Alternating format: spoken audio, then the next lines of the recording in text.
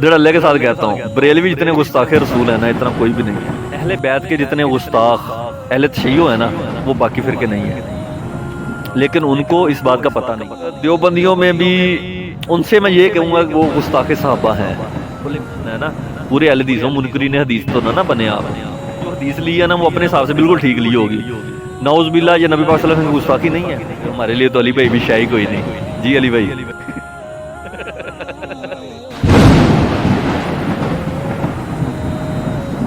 کہنے کو تو دین سب کا اسلام ہے، لیکن کتابوں کا جہاں اور ہے، بابوں کا جہاں اور.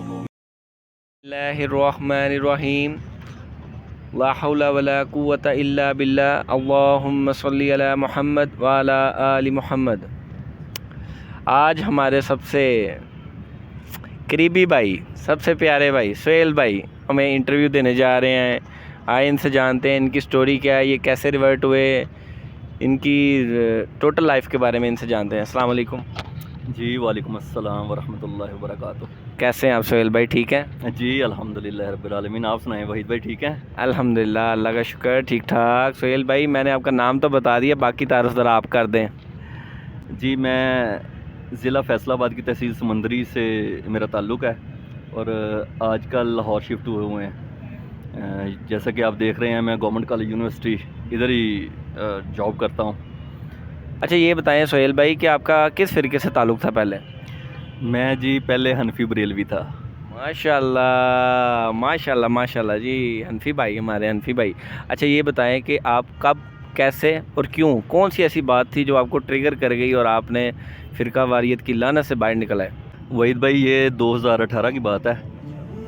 مجھے اللہ پاک نے یہ سعادت دی کہ میں نے اعتکاف کے جو 10 دن ہیں وہ داتا دربار ہمارے بالکل یہ واکنگ ڈسٹنس پہ ہے، وہاں پہ 10 دن گزارنے کا موقع ملا مجھے.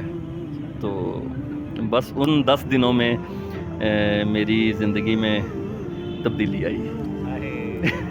پاکستان میں تو نہیں آئی لیکن چلیں آپ کی لائف میں آ گئی ہے. ہاں جی الحمدللہ. تو وہ بس یہ وہ والے 10 دن ہیں نا، ان 10 دنوں میں بہت سوچنے پہ مجبور ہوا میں. بہت سارے ایسے معاملات میرے ساتھ ہوئے جو میں نے دیکھے، ایسا کچھ ایکسپیرینس ہوا کہ میں سوچنے پہ مجبور ہوا. تو الحمدللہ وہ جو 10 دن ہیں نا وہ میری زندگی کے بہترین 10 دن تھے. ایسا کیا ہوا بتائیں؟ ایسا وحید بھائی مطلب داتا دربار ہمارے بالکل یہ واکنگ ڈسٹنس پہ ہے یہ ہماری یونیورسٹی سے. میں تقریباً ہر جمعرات وہاں پہ ہوتا تھا. ہر جمعرات میں نے جانا ڈیوٹی سے فری ہو کے نا، اور پھر عشاء کے بعد ادھر سے واپسی ہوتی تھی میری. تو روٹین میں لائف چل رہی تھی ایسے ہی. تو خیر بڑی خواہش تھی کہ ادھر اسی دوران رمضان آ گیا. رمضان میں پہلے بس روٹین میں ایسا کبھی سین ہوا ہی نہیں کہ ادھر اعتکاف کا کوئی ذہن بنے. تو 2018 میں میرا بڑا دل تھا کہ میں ایسے کروں اعتکاف. تو اللہ پاک نے اسباب بنا دیا. اللہ پاک نے بنانا ہوتا ہے اسباب. تو وہ پھر میرا ادھر ان کی وہ جو ہوتی ہے قرآن اندازی وغیرہ وہ ہو چکی تھی. تو وہاں پہ میرے جو ہیں سجادہ نشین ہیں داتا دربار کے نا، ان کے جو بیٹے ہیں نا ان کے ساتھ میری تھی کافی دوستی. وہ ظاہری بات ہر تھرسڈے جمعرات کے علاوہ بھی میں چلا جاتا تھا. تو کافی ان کے ساتھ ہو گیا تھا، یعنی کہ دعا سلام ہو گئی تھی. تو خیر ان سے میں نے کہا 1-2 دن رہتے تھے. میں نے کہا جی کہتے کوئی مسئلہ ہی کوئی نہیں ہے، اپنی آپ پکچر دیں اور اپنا ID کارڈ دیں، آپ کا نام آ جائے گا. خیر الحمدللہ میں وہاں پہ سٹارٹ ہو گیا وہ 10 دن.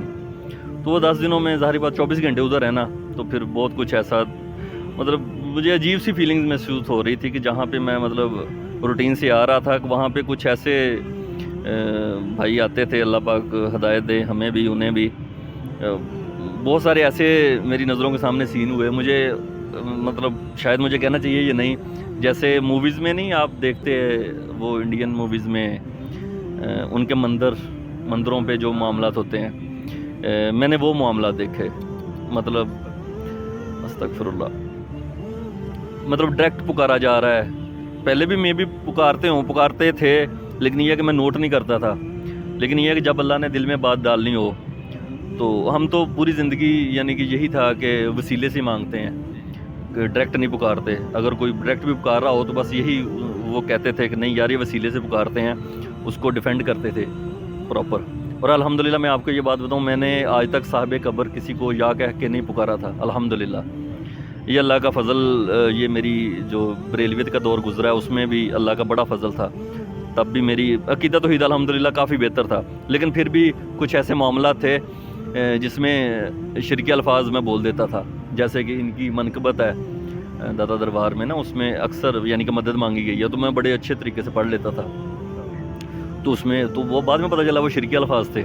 اللہ پاک معاف کرے، اللہ پاک ضرور معاف کرے گا انشاءاللہ۔ تو یعنی کہ اس طرح کے معاملات دیکھے تو میں بڑا ڈسٹرب ہوا۔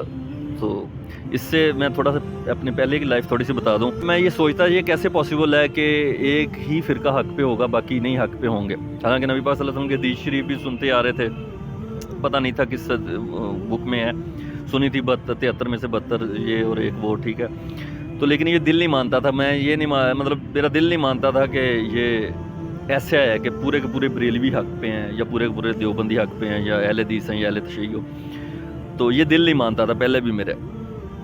تو پھر بھی لیکن یہ ہے کہ نفرت تھی اہل حدیثوں سے، بہت زیادہ نفرت تھی، سب سے زیادہ، ان کے بعد اہل تشیعوں سے دوسرے نمبر پہ نفرت تھی۔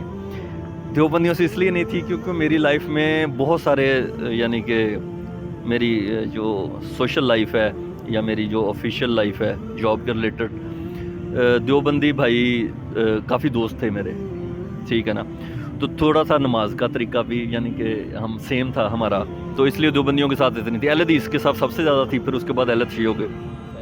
اب الحمدللہ یہ ہے کہ جب سے صرف مسلم ہوئے، نفرت کسی کے لیے نہیں، سب کے لیے سافٹ کارنر ہے۔ اللہ پاک ہم سب کی ہدایت فرمائے، کیونکہ پرفیکشن کہیں بھی نہیں ہے، نبی پاک صلی اللہ علیہ وسلم ہی پرفیکٹ تھے۔ بزرگوں کے بارے میں شروع سے یہی کہتا تھا، مطلب فیملی میں بھی دوستوں میں بھی، کہ ہمیں بزرگوں کو ماننا چاہیے، ان سے مانگنا نہیں چاہیے۔ خیر وہ 10 دن گزرے، میں چاند رات کو واپس گیا سمندری، فیملی میری ادھر ہی تھی تب۔ عید کے بعد میں آفس آیا ہوں، دوبارہ جوائن کیا آفس، تو میرا ذہن ادھر ہی تھا، مطلب فیملی میں نے ایسا کوئی ڈسکس نہیں کیا، لیکن یہ کہ اندر سے نا میں تھا کہ یہ مطلب مجھے اچھا نہیں لگا کہ میں یہ معاملہ، لیکن یہ تسلی تھی کہ یار تو نہیں نہ کر رہا، یہ تسلی تھی الحمدللہ۔ لیکن پھر میں نے نا تھوڑی سی تحقیق کرنی شروع کی۔ تحقیق میں نے ایسے کرنی شروع کی کہ میری نظروں کے سامنے سے ایک حدیث گزری، کسی نے شیئر کی ہوئی تھی، اس حدیث میں اونٹ کی تصویر تھی، ہاں جی، تو اس میں حدیث تھی غالباً ابو داؤد کی تھی، حدیث نمبر 840 تھا، 840۔ مجھے اس لیے یاد ہے کہ یہ اس حدیث کو لے کے میں بڑا گھوما ہوں، اس حدیث نے میری زندگی بدل دی ہے وحید بھائی۔ اس حدیث کو میں بھی سننے والے یا باقیوں کی نظر میں یہ ہوگا یہ چھوٹا سا مسئلہ ہے، لیکن جب اللہ نے بدلنا ہو تو پھر وہ ہاں جی وہ چھوٹے سی ہاں جی اس پہ ذہن میں، تو وہ ابو داؤد کی حدیث تھی، 840 ہی تھی غالباً۔ اس میں تھا کہ جب آپ سجدہ کرو تو اونٹ کی طرح نہ بیٹھو، بلکہ اپنے ہاتھ اپنے گھٹنوں سے پہلے زمین پہ رکھو، جبکہ اسی گوڈے لاندے رہے سی ساری زندگی۔ تو میں نے سوچا یار یہ عجیب حدیث گزری، مطلب پہلے سنی نہیں تھی اس طرح کی، مطلب نا کوئی ایسا، پھر وہ اونٹ جب اس میں وہ دکھائی دیا وہ مطلب معاملات، پھر میں سوچنے پہ، خیر میرے مطلب ہیں جاننے والے مفتی صاحب ہیں، اب تو ماشاءاللہ کافی مشہور ہیں، اللہ پاک ان کو صحت تندرستی دے، بڑے اچھے تعلقات ہیں ان کے ساتھ۔ میں نے ان کو کال کی، میں نے کہا اپنا مفتی صاحب ایسے ہم سجدہ جب کرنا چاہیے تو پہلے ہاتھ لگانے چاہیے یا گھٹنے؟ تو وہ کہتے ہیں پہلے گھٹنے لگانے چاہیے، تو ظاہر بات لگا رہے تھے۔ میں نے کہا ایسے نا میرے سامنے سے حدیث گزری ہے، تو وہ کہتے اچھا کہاں آپ نے پڑھی؟ مطلب ان کو بھی شاید نہیں تھا پتہ، یا انہوں نے مجھے یعنی ان کو نہیں تھا پتہ جو مجھے لگا، کہ انہوں نے کہا اچھا کون سی حدیث، مجھے نمبر سینڈ کرے میں چیک کر لوں گا۔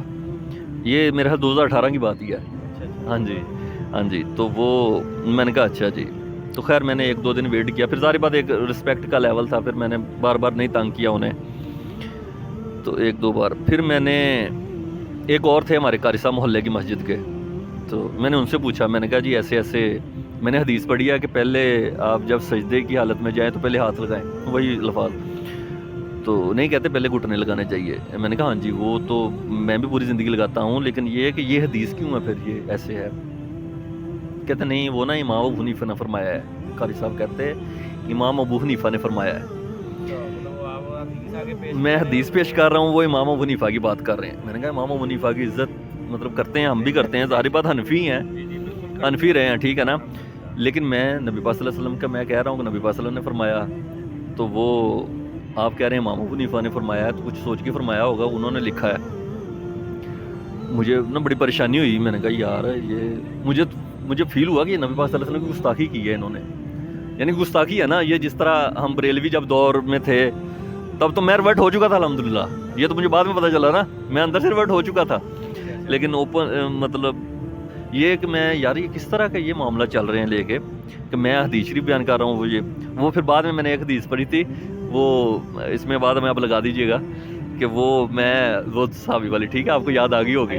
ہاں جی، حیا والی، کہ میں تم سے نبی کی حدیث بیان کر رہا ہوں، تو دوور کی کتاب کی بات کر رہا ہے. پھر ایک اور مولانا صاحب ہیں، ان کو بھی میں نے کال کی. پھر ان کا بھی یہی جواب ہے، امام ابو حنیفہ نے فرمایا. تو وہ کچھ سوچ سمجھ کے فرمایا ہوگا کہ مطلب وہ اس دور کے بڑے قریبی تھے، تو انہوں نے بڑی تحقیق کی ہوگی. میں نے کہا جو تحقیق کی پتہ تو چلے نا. تو پھر ایک اور ہیں، آپ یقین کریں 4 تو سمندری کے تھے یہ. ایک اور ہیں جو ہماری انارکلی میں شوقت اسلام کے اس ٹائم تھے، وہ اب نہیں ہے وہاں پہ. ان کو میں نے کال کی تو ان کا بھی بس یہی جواب. مجھے بڑی پریشانی، میں بڑی عزت کرتا ہوں جن کو کال کی، میں ان کی بڑی عزت کرتا تھا، ابھی بھی بہت عزت کرتا ہوں. اللہ پاک ان کو صحت تندرستی دے. لیکن یہ ہے کہ وہ جواب نہیں دے سکے. جواب بھی مطلب کیا اسے کہتے ہیں، یہ جواب تھوڑی ہے کہ امام ابو حنیفہ نے فرما دیا. پھر نا میں ادھر ہمارے لاہور میں ادھر جی سی یونیورسٹی کی ہمارے جو امام ہیں ان سے ڈسکس ہوا. مطلب تقریباً یہ سارے حنفی تھے جن کو میں بتا رہا ہوں، ان میں بریلوی بھی تھے اور دیوبندی بھی تھے.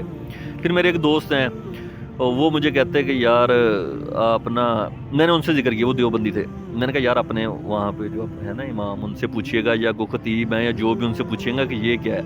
ان سے بھی وہی جواب یار کہ امام ابو حنیفہ نے فرما دیا. اتنے مقلد یار، بریلوی اور دیوبندی دونوں کی طرف سے یہ جواب. پھر اللہ بھلا کرے، ہمارے یہ تھوڑے سے اپنا 2 کلومیٹر کے فاصلے پہ ہے چبر جی، یہاں پہ ہے مسجد قادسیہ اہل حدیث کی، بہت بڑی ہے. حافظ سعید صاحب کا آپ نے سنا ہوگا، حافظ سعید صاحب وہ وہیں پہ مطلب ان کے معاملہ سارے چلتے ہیں. عشاء کی نماز سے فارغ ہوئے، میں امام کے پاس گیا. امام صاحب سے میں نے پوچھا کہ میں نے کہا جی یہ حدیث پڑھنے پڑی ہے؟ تو کہتے ہیں ایسی ہی ہے، پہلے ہاتھ ہی لگانے چاہیے. اچھا، اس سے پہلے میں نے نوٹ بھی کر لیا ہوا تھا کہ وہاں پہ جو اہل حدیث تھے نا پہلے ہاتھ ہی لگا رہے تھے، تو کہتے ہیں ہاتھ ہی لگانے چاہیے. اب یقین کریں اسی ٹائم نا میں تقریباً یہ نماز کے حوالے سے نا میرے جو تھے نا معاملات، وہ میں نے کہا یار یہ اہل حدیث، میں نے کہا انہوں نے بالکل سچ کہہ دیا. میں نے کہا یہ جو گھٹنے لگانے والے، پھر ان سے پوچھا، کہتے یہ حدیث ہے لیکن ضعیف ہے گھٹنے لگانے والی. ہاں، پھر میں نے خود بھی سرچ کی، تو مجھے اسلام 360 تب کی نہیں تھی، کوئی اتنا اس کا تعارف بھی نہیں تھا. تو پھر میں نے سرچ کی تو واقعی تھی، وہ اس سے 2 حدیثیں پیچھے تھی. 838 تھی شاید وہ جو گھٹنے لگانے والی، اس کا سٹیٹس ضعیف ہے. اسلام 360 بھی آپ چیک کر لیجئے گا. اس سے میں مطلب اتنا پیچھے ہو گیا، اتنا پیچھے، خصوصاً یہ حنفیوں سے پیچھے کا مطلب یہ ہوا کہ مطلب ان کے پاس کوئی علمی جواب ہی نہیں ہے. مطلب میں پوچھ رہا ہوں تو آپ ابھی تک جواب ہی نہیں آیا. جنہوں نے کہا بھی تھا ہم دیکھ کے بتاتے ہیں، انہوں نے بھی ابھی تک جواب نہیں دیا. تو پھر مجھے جواب مل ہی گیا. اچھا، ماشاءاللہ جی، ماشاءاللہ، بڑی خوشی ہوئی یہ سن کے کہ بلکہ اتنا کہ آپ ایک حدیث کی وجہ سے، جسٹ ایک پوائنٹ، بیسیکلی ایک پوائنٹ تھا نا جو آپ کو، باقی تو ابھی آپ نے باقی نماز تو بعد میں پڑھی ہوگی نا، بعد میں دیکھا ہوگا کہ یار معاملہ کیا ہوا. اچھا سہیل بھائی، یہ بتائیں کہ آپ کا علی بھائی کے ساتھ کیسے تعارف ہوا تھا؟ مطلب آپ کیسے اس جو علی بھائی نے دعوت حق کو بلند کیا ہے، جو انہوں نے پلیٹ فارم دیا ہے، اس کے ساتھ کیسے آپ جڑے، ان کے ساتھ کیسے تعارف ہوا تھا آپ کا؟ وحید بھائی، میں آفس میں بیٹھا ہوا تھا، یہ تبھی کی بات ہے جب میں اعتکاف کر کے آیا ہوں. تو میں عید کے بعد واپس آیا ہوں، ادھر آفس میں بیٹھا ہوا تھا. تو پریشانی تو مجھے وہی تھی، وہ اسی کو لے کے کہ یار یہ کیا معاملہ دربار پہ چل رہے تھے، اور رات کو خصوصاً مطلب ڈائریکٹ مانگا جا رہا تھا. اور لاکھ آپ کہہ لیں کہ یہ وسیلے سے مانگتے ہیں. اور یہ والی کہانیاں میں بھی کرواتا رہا ہوں. مجھے جو کوئی روکتا تھا نا تو میں بھی یہ کہانیاں کرواتا ہوں، یار وسیلے سے مانگتے ہیں. تو یار صاف پتہ چل رہا ہوتا ہے ڈائریکٹ مانگ رہے ہیں. یہ تو وہ جب دماغ تھوڑا سا ڈرل کیا بات تو پھر پتہ چلا ہے نا، استغفر اللہ. لیکن یہ ہے کہ وہ کیا اسے کہتے ہیں، ثواب کی نیت سے رہے ہوں گے، ٹھیک ہے نا. وہ قرآن کی آیت ہے نا ایک، کہ اللہ نے ان کے برے اعمال ان کی نظر میں سنوار دیے تھے. تو میں کبھی کبھار سوچتا ہوں نا یہ درباروں پہ جو معاملہ تو ہو رہا ہے وہ کیونکہ ثواب کی نیت سے کر رہے ہوتے ہیں. اللہ پاک ہدایت دے ہمیں بھی اور سب کو. ٹھیک ہے. علی بھائی کے ساتھ میرا تعارف ہوا. اچھا میں آفس میں بیٹھا ہوا تھا, میرے ایسے یوٹیوب اوپن کیا تو یوٹیوب پہ علی بھائی کی ویڈیو آئی. تو ویڈیو اب مجھے یاد نہیں کون سی تھی, لیکن یہ ہے کہ جب میں نے دیکھا نا میں نے کہا یار بڑے ینگ سے ہیں. تو میں نے خیر کلک کیا تو ویڈیو میں نا مجھے یعنی کہ کچھ کلیئر نہیں ہوا. تھوڑا سا مجھے لگا اہل حدیث کی بو آئی ان میں سے کہ یار یہ اہل حدیث ٹائپ ہے, لیکن وہ جب میں نے امامہ دیکھا امامہ شریف میں نے کہا یار اہل حدیث تو پہنتے نہیں ہیں, تو یہ وہ نہیں ہو سکتا. لیکن بات تھوڑی توحید پہ تھی اس طرح نا. تو خیر میں نے اوپن کیا ان کا وہ جو یوٹیوب کا چینل تھا, اس میں پھر ایک دو اور ویڈیوز دیکھی.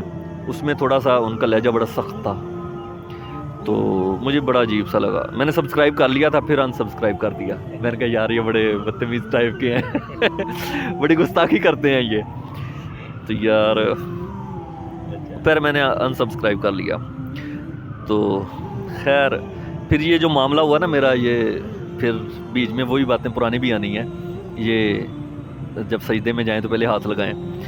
تو لیکن وہ یہ ہے کہ ان کا ساتھ ریفرنس آ رہا تھا. میں نے کہا یار ریفرنس سے بات کر رہے ہیں. تو جب یہ میرا معاملہ ہوا نا تو پھر میں نے سرچ کیا یہ والا. تو انہوں نے بھی نماز کا طریقہ بتایا ہوا تھا, مکمل نماز محمدی کے نام سے نا. تو وہ میں نے چیک کیا تو پہلے تو مجھے تو رفائی دین والا وہی نہیں ہضم ہوا. میں نے کہا یار یہ وابی ہے پکے. تو خیر میں نے فارورڈ کر کے نا میں سجدے والی میں آیا تو اس میں بھی ریفرنس دیا ہوا تھا. تو وہ پہلے ہاتھ لگانے والی بات, اس پہ میرا یعنی کہ دل مطمئن ہو گیا. لیکن کچھ بات میں نے مان لی, کچھ مان لی. پھر وہ رفائی دین والے پہ دل ہی نہیں مانا. میں نے کہا نہیں یار یہ نہیں, حنفیت کوٹ کے بڑھی ہوئی تھی. تو خیر آہستہ آہستہ پھر ایک میں نے یعنی کہ دوبارہ سبسکرائب نہیں کیا انہیں. ایک دو ویڈیوز میں نا ان کا سٹائل مجھے کچھ اچھا نہیں لگا.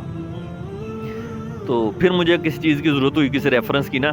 پھر میں نے کہا یار بکس وغیرہ تو آپ کو پتہ ہی کم اویلیبل ہے آج کل کے جو دور ہے. میں نے کہا یار یوٹیوب پہ سرچ کیا جائے تو وہ بندہ ریفرنس سے بات کرتا ہے, اسی کا سن لیں. چاہے وہ بندہ نہیں پسند ہے اس کی اچھی بات تو لے لیں نا. تو پھر میں نے سرچ کیا, وہ ان کی ویڈیو آ گئی. تو میں نے کہا پھر میں نے سبسکرائب کر لیا. پھر آہستہ آہستہ سننا شروع کر دیا. آہستہ آہستہ کرتے کرتے وہ کہتے ہیں نا تھیندے ٹھیک ہے تھیندے ٹھیک ہے. تو اس طرح تعارف ہوا جی. انورٹڈ کاماز میں گمراہ ہو گئے انورٹڈ کاماز میں. اچھا سہیل بھائی یہ بتائیں کہ مطلب جو بھی اس دعوت حق کے ساتھ جڑتا جا رہا ہے اس کو پریشانیاں پیش آ رہی ہیں. لوگوں کے طنز, وہابی ہونے کے فتوے, قادیانی ہونے کے فتوے, انفیکٹ ڈائریکٹ کافر ہونے کے فتوے, اور آگے بہت سے معاملات چلتے چلے جا رہے ہیں. سمجھ نہیں آ رہی کیا معاملہ چل رہا ہے. اسی طریقے سے جو لوگ بھی اس دعوت حق کو لے کے چلیں, جیسے کہ سب سے پہلے تو ہمارے نبی پاک صلی اللہ علیہ وآلہ وسلم نے جب یہ دعوت کو بلند کیا تو ان کے اوپر کتنی پریشانیاں آئیں. پھر اسی طریقے سے صحابہ کرام پہ پریشانیاں آئیں. پھر اسی طریقے سے نیچے آ جائیں ولی اللہ لوگ, تابعین, تبع تابعین, اس طریقے سے سب پہ پریشانیوں کو فیس کرنا پڑا. اور دور حاضر میں ہم دیکھتے ہیں ڈاکٹر ذاکر نائک پہ, انجینئر محمد علی مرزا پہ یا ڈاکٹر اسرار کے اوپر بہت زیادہ برا بھلا کہا جاتا ہے. انفیکٹ ڈاکٹر طارق جمیل صاحب حافظہ اللہ تعالیٰ, ان کو بہت برا بھلا کہا جاتا ہے. تو ان کے بھی کچھ پوائنٹس اچھے ہیں, کچھ میں اختلاف, خیر وہ ایک الگ بات ہے, لیکن وہ ماشاءاللہ حق کو بلند کرتے ہیں الحمدللہ. تو ان سب کو پریشانیوں کو فیس کرنا پڑا. اسی طریقے سے آپ بتائیں کہ آپ کو کیا پریشانیوں کو فیس کرنا پڑا. آپ کے ساتھ کوئی اس طرح کا مشکل معاملہ کبھی پیش آیا ہے یا ابھی تک کوئی نہیں, اللہ نے بچا کے رکھا ہوا ہے؟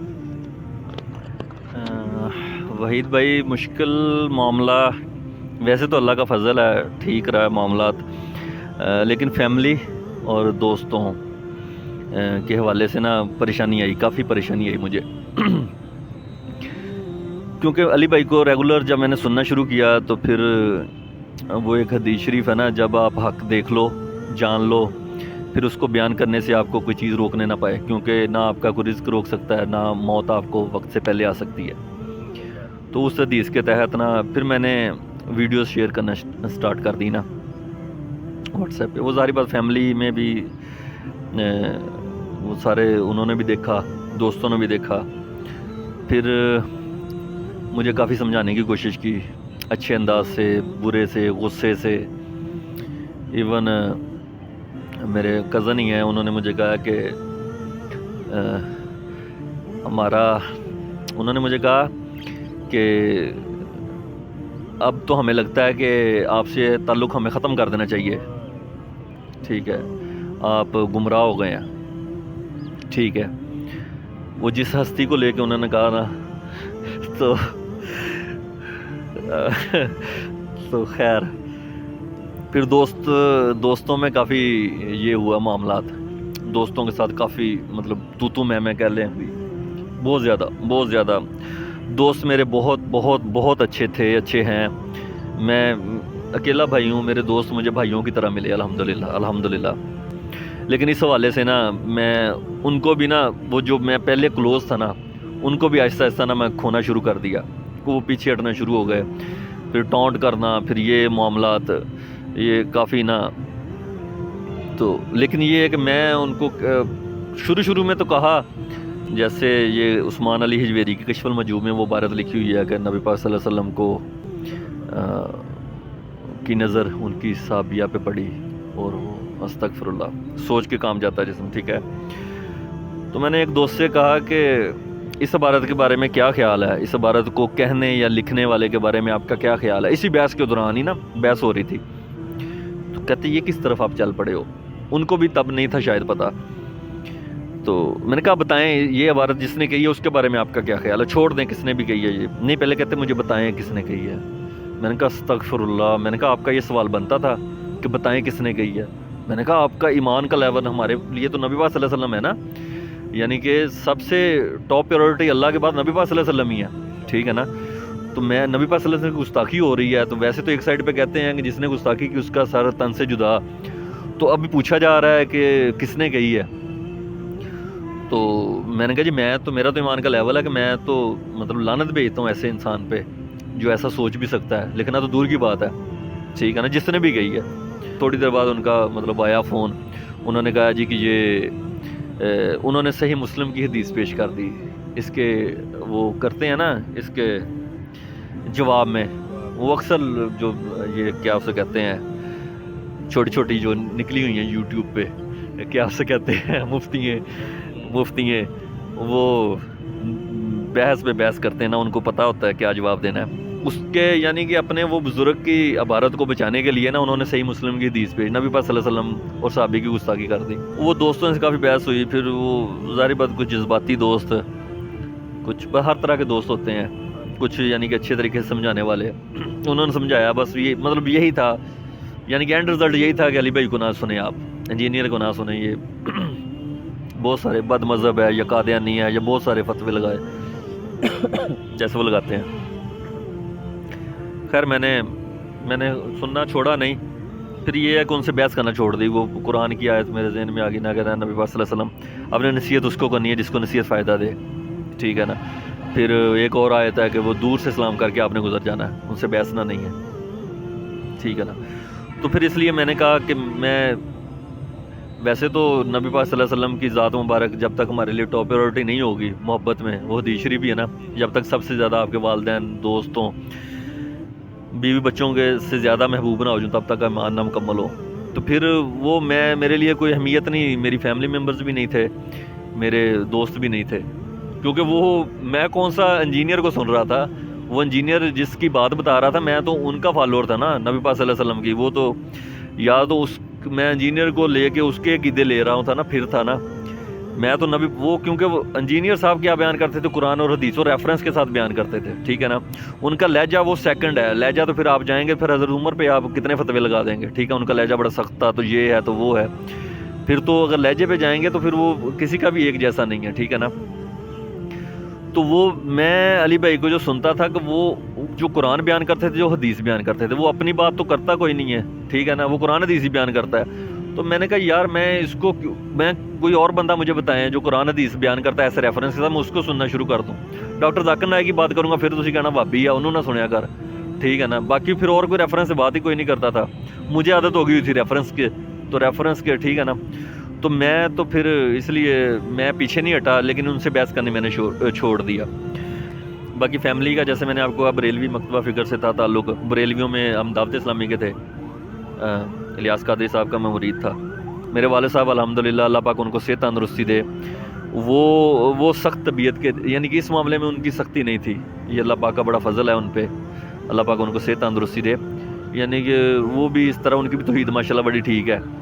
اور وہ یعنی کہ کٹر جیسے ہوتے ہیں نا, ویسے کٹر نہیں تھے ہمارے والد صاحب. میں کٹر تھا, میری سسٹرز کٹر تھے, وہ تو ابھی بھی ہیں اپنے عقائد کو لے کے.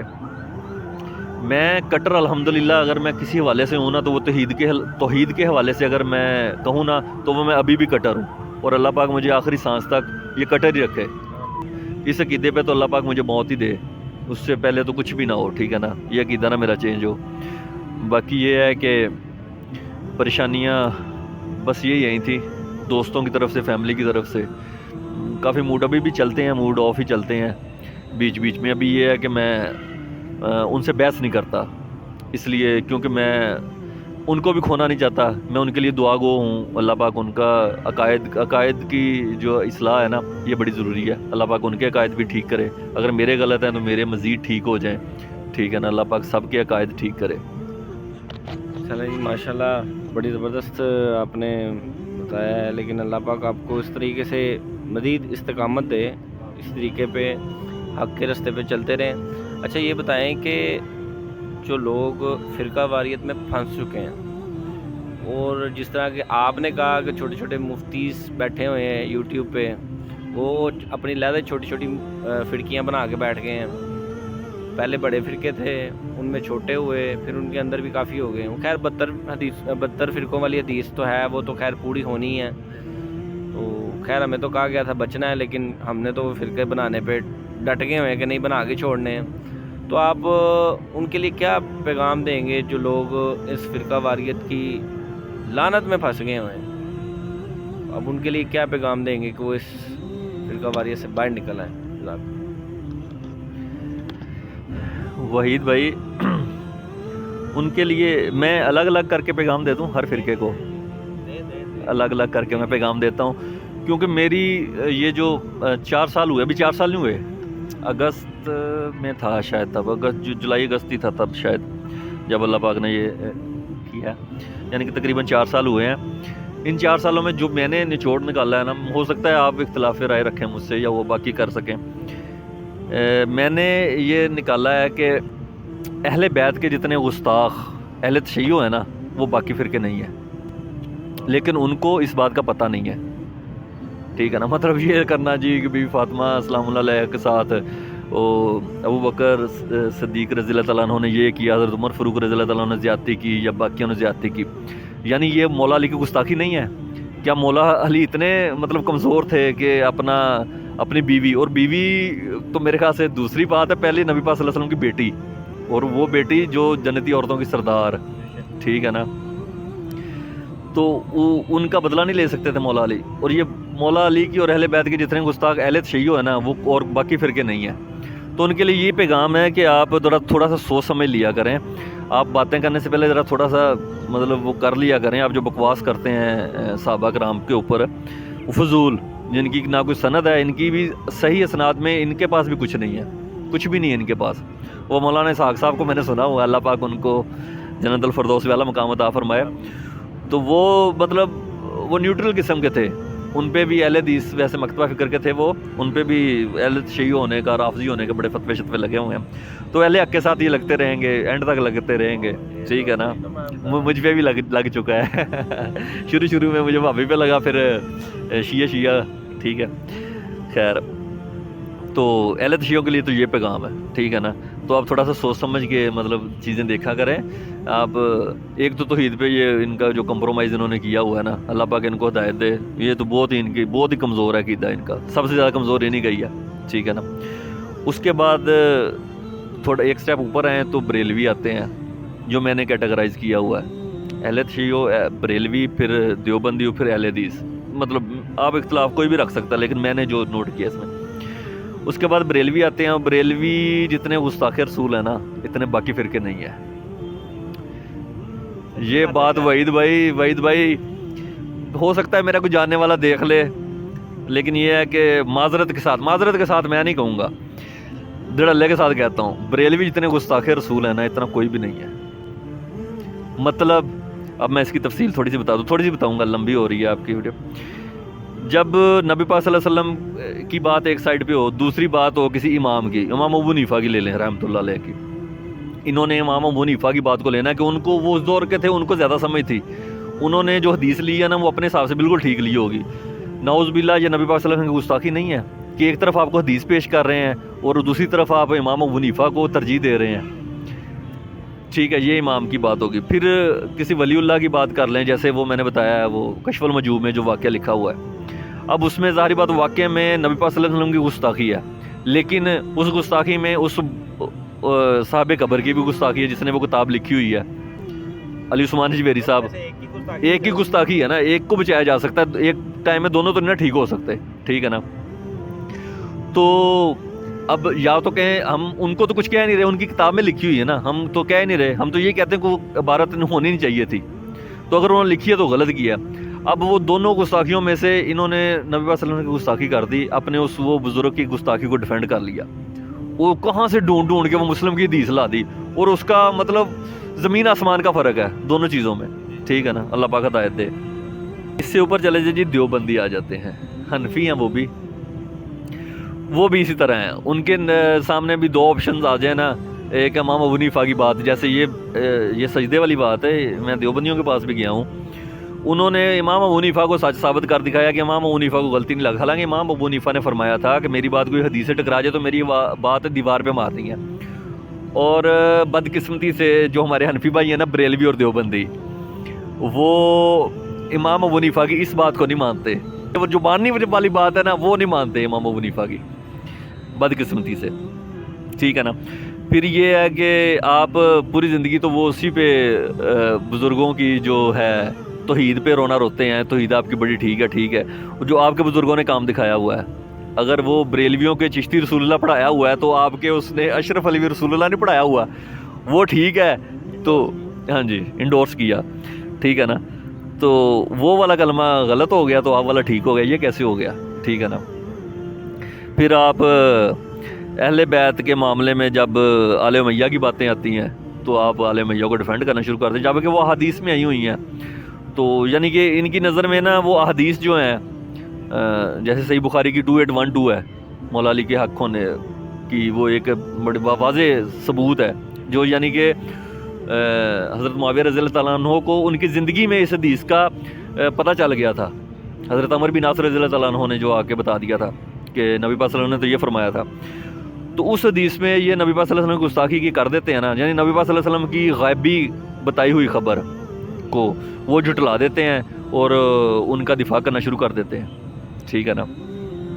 ठीक है, अहले शियों की तरह लान तान भी नहीं होना चाहिए, लेकिन यह है कि जो जिनसे जो गलतियाँ हुई हैं वो डिस्कस करने में कौन सा उनकी शान या कोई मर्तबा कम हो जाएगा। ये दो लेवल है ना, एक कहते हैं कि किसी से गलती हो ही नहीं सकती, ठीक है ना, ये एक अलग एक्सट्रीम है, ठीक है ना। दूसरा ये है कि अगर गलती होगी उससे मर्तबा ख़त्म हो जाएगा, ये दो अलग एक्सट्रीम्स हैं, ये ख़त्म होनी चाहिए, ठीक है ना। किसी भी जो अल्लाह ने जिसको मकाम दिया वो कोई भी ख़त्म नहीं कर सकता, ठीक है ना। हम सहाबा के कदमों की खाक के बराबर भी नहीं है, ठीक है ना। तो बाकी अल्लाह पाक उनको भी हिदायत दे। तो एंड पे आ जाते हैं अहले हदीस।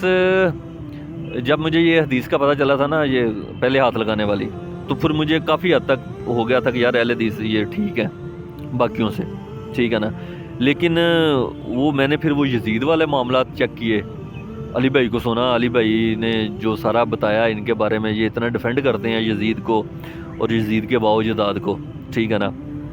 और वाक़या है करबला को ये मतलब समझे सिर्फ हिस्ट्री कहते हैं या पता नहीं क्या कहते हैं, यानी कि इतनी अहमियत नहीं देते, वो कहते हैं बस जस्ट जोड़ तोड़ ही किया हुआ है, ठीक है ना।